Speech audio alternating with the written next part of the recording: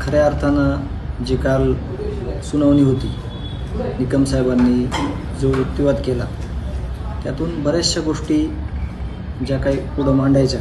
त्याविषयी त्यांनी काल सुरुवात केली आहे. आणि याच्यातला जो तपास आहे, जे तपासाचे जे दिवस आहेत पहिले,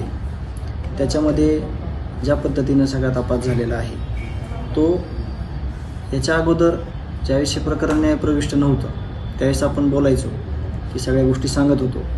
परंतु आता हे सगळं चार्जशीटमध्ये सगळ्या गोष्टी आलेल्या आहेत आणि त्याचं स्पष्टीकरण आणि त्याचं सगळं जे काही पुढची दिशा आहे किंवा सुनावणी दरम्यान आपल्याला ते सगळं स्पष्ट होणार आहे.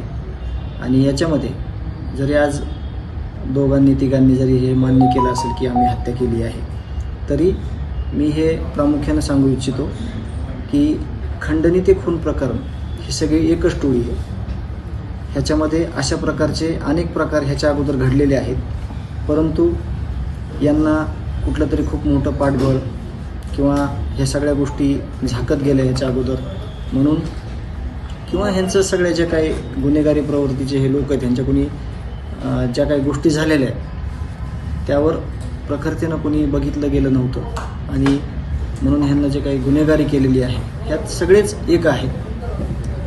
जरी आज दोघा तिघांनी मान्य केलं असेल तरी ह्या प्रकरणामध्ये सगळेच गुन्हेगार आहेत आणि सगळे हे मान्य करतील की हे सगळं ह्यांनीच केले आणि त्याचे ठोस पुरावे आहेत. सगळ्यात महत्त्वाचं म्हणजे आरोपपत्रामध्ये